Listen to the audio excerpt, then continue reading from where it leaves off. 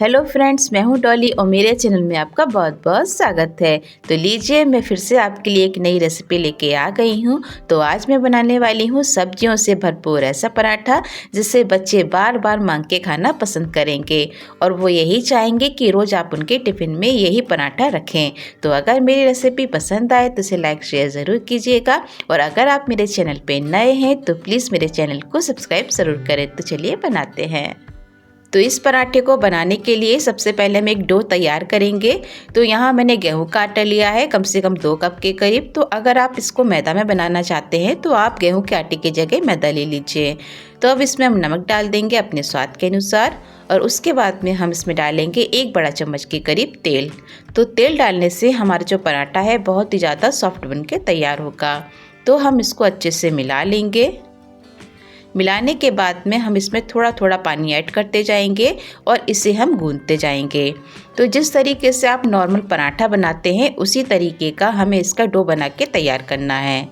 तो ये ना तो ज़्यादा सख्त होना चाहिए और ना ही ये ज़्यादा सॉफ्ट होना चाहिए। तो जिस तरीके से आप नॉर्मल पराठे का आटा गूंथते हैं, जैसे कि आलू का पराठा हुआ या फिर गोभी कोई भी पराठा जो आप बनाते हैं उसके लिए आटा गूंथते हैं, उसी तरीके से इसे गूंथना है। तो लीजिए, आटा हमारा गूंथ गया है। अब इसकी हम स्टफिंग बना के तैयार करते हैं। तो स्टफिंग बनाने के लिए सबसे पहले यहाँ मैंने लिए हैं बॉइल्ड आलू। तो यहाँ मैंने 2 मीडियम साइज़ के बॉइल्ड आलू लिए हैं जिसको कि मैंने कद्दूकस कर लिया है। तो इसको हम एक बोल में डाल देंगे और इसके बाद में हम इसमें ढेर सारी सब्जियां डालेंगे। तो सबसे पहले हम इसमें डाल रहे हैं बारीक कटी हुई प्याज कम से कम 2 बड़े चम्मच के करीब। कद्दूकस की हुई हम इसमें गाजर डाल देंगे। तो सारी सब्जियां हम 2 बड़े चम्मच के करीब ही ले रहे हैं। तो अगर आपको ज़्यादा सब्जियां इसमें ऐड करनी है तो आप क्वांटिटी को बढ़ा भी सकते हैं। तो बारीक कटी हुई हम इसमें डाल देंगे शिमला मिर्च और यहाँ मैंने गोभी ली है। तो गोभी को मैंने कद्दूकस कर लिया है, तो इसको भी हम इसमें डालेंगे। तो सब्जियों की क्वांटिटी को आप बढ़ा भी सकते हैं क्योंकि अगर आपको ज़्यादा पराठे बना के तैयार करने हैं तो आप इसकी मात्रा को बढ़ा लीजिए। अब इसमें हम डाल देंगे बारीक कटी हुई पत्ता गोभी और बारीक कटा हुआ हम इसमें डाल देंगे हरा धनिया।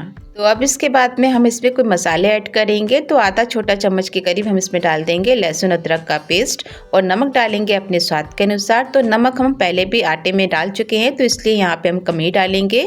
लाल मिर्च का पाउडर डाल देंगे आधा छोटा चम्मच और आधा छोटा चम्मच डालेंगे धनिया पाउडर और 1/4 छोटा चम्मच के करीब डाल देंगे अमचूर पाउडर और 1/4 छोटा चम्मच हम डाल देंगे इसमें भुना जीरे का पाउडर और चाट मसाला डालेंगे 1/4 छोटा चम्मच के करीब। और यहाँ मैंने कसूरी मेथी ली है तो ये 1 छोटा चम्मच के करीब है। तो इसको हम हाथों से रगड़ के इसमें डालेंगे जिससे कि हमारे जो पराठे हैं बहुत ही ज़्यादा टेस्टी बन के तैयार होंगे।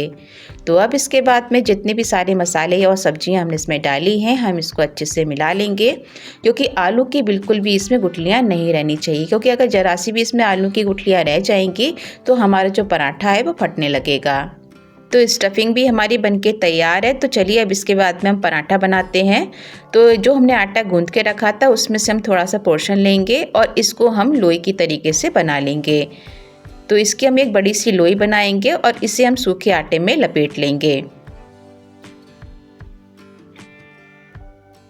अब इसको हम जैसे कि रोटी को बेलते हैं ना, बस उसी साइज़ का हमको इसे बेलना है। जितनी साइज़ रोटी की होती है तो उसी साइज़ का आप इसको बेल लीजिए। तो बेलने के बाद में जो हमने स्टफिंग बना के रखी थी वो हम इसके ऊपर रखेंगे, सेंटर में इसको रख देंगे और इससे हम फैला देंगे। तो स्टफिंग को आपको ज़्यादा भी नहीं भरना है, ना ही ज़्यादा होनी चाहिए और ना ही कम होनी चाहिए। और इसके ऊपर हम सूखा आटा डालेंगे जिससे कि जब आप इसको बेलेंगे ना तो ये जो हमारी स्टफिंग है वो बाहर नहीं निकलेगी। अब सेंटर से हम इसमें एक कट लगाएंगे। तो बिल्कुल सेंटर से आप इसमें हाफ कट लगाना है, हमें पूरा कट नहीं लगाना है, हाफ कट लगाना है और इसको हम एक ट्रायंगल की शेप दे देंगे। इस तरीके से हम इसको दबा देंगे और इसके ऊपर हम घी लगाएंगे। इससे क्या होगा, हमारी लेयर्स है ना बहुत अच्छी तरीके से बनके तैयार होंगी। और ये बहुत ही आसान तरीका है लेयर्स पराठे बनाने का कि अगर आपको कभी भी लेयर्स वाले पराठे बनाना हो तो ये सबसे आसान तरीका होता है। अगर आप कोई प्लेन पराठा भी बना रहे हैं तो इसी तरीके से उसके आप लेयर्स को बना सकते हैं। इसे बनाने में बिल्कुल भी झंझट नहीं होता है, बहुत आसान तरीके से ये बन जाता है। तो लीजिए सारे तरफ से हमने इसको फोल्ड कर दिया है।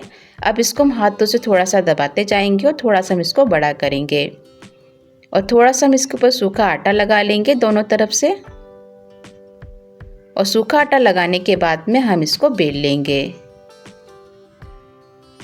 तो इस तरीके से एक बार आप ये पराठा बना के ज़रूर देखिएगा, बहुत ही ज़्यादा बढ़िया बनके तैयार होता है और इसे बनाना आसान भी है और बहुत ही हल्के हाथों से आपको इसे बेलना है, नहीं तो जो स्टफिंग है वो निकल के बाहर आने लगेगी।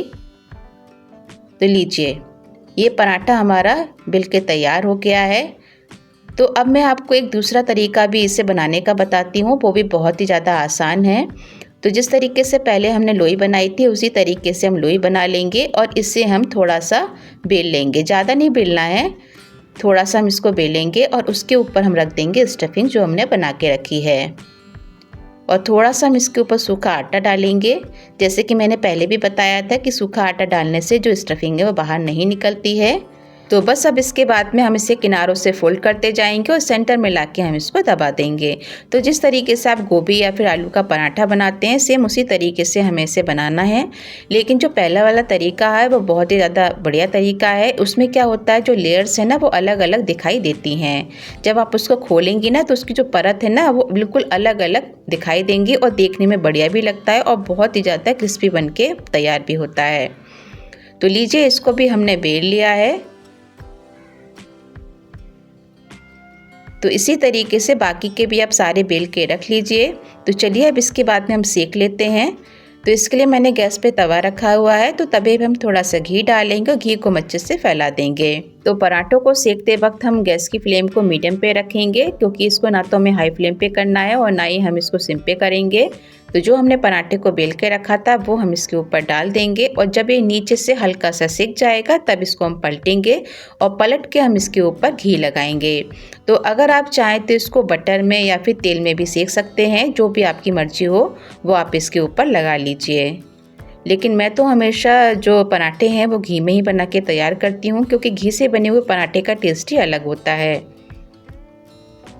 तो चलिए पलटने के बाद में हम इसके ऊपर दूसरी तरफ भी घी लगा लेते हैं और इसको हम फिर से पलटेंगे। तो बीच बीच में हम इसको पलटते जाएंगे और दोनों तरफ से हम इसको सेक लेंगे। तो लीजिए पराठा हमारा सिक चुका है। तो चलिए अब इसको हम निकाल लेते हैं। तो जो दूसरा पराठा हमने बना के रखा था वो भी हम इसी तरीके से सेकेंगे। तो पहले की तरीके से हम जब ये हल्का सा सिक जाएगा तब इसको हम पलट देंगे और इसके ऊपर हम घी लगाएंगे और घी लगाने के बाद में हम इसको फिर से पलट देंगे और दूसरी तरफ भी हम इसके घी लगा लेंगे। तो जैसे हमने पहले वाले को सेका था सेम उसी तरीके से हम इसको भी सेक लेंगे और बीच बीच में हम इसको दबाते रहेंगे ताकि ये हर तरफ से अच्छे से सेक जाए। तो इन पराठों को आप एक बार बना के ज़रूर देखिएगा और बच्चों को बना के तो इसे ज़रूर खिलाइए, क्योंकि हमने इसमें बहुत सारी सब्जियां डाली हैं। तो जिन सब्जियों को वो नहीं भी खाते हैं ना तो इसी बहाने वो खा भी लेंगे और 2 की जगह 4 खा जाएंगे। फिर देखिएगा आपसे यही कहेंगे कि मम्मा आज टिफ़िन में जो आपने कल पराठा बनाया था ना वही रखिए।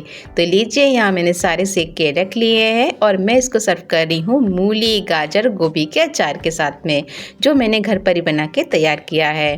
तो देखा आपने कितना मुलायम पराठा बन के हमारा तैयार हुआ है। तो आज मैंने जिस तरीके से मिक्स वेज पराठा आपको बनाना बताया है उस तरीके से एक बार बना के ज़रूर देखिए। यकीन मानिए अगर आप इसको एक बार बना लेंगे ना तो बार बार इसी तरीके से बनाना चाहेंगे।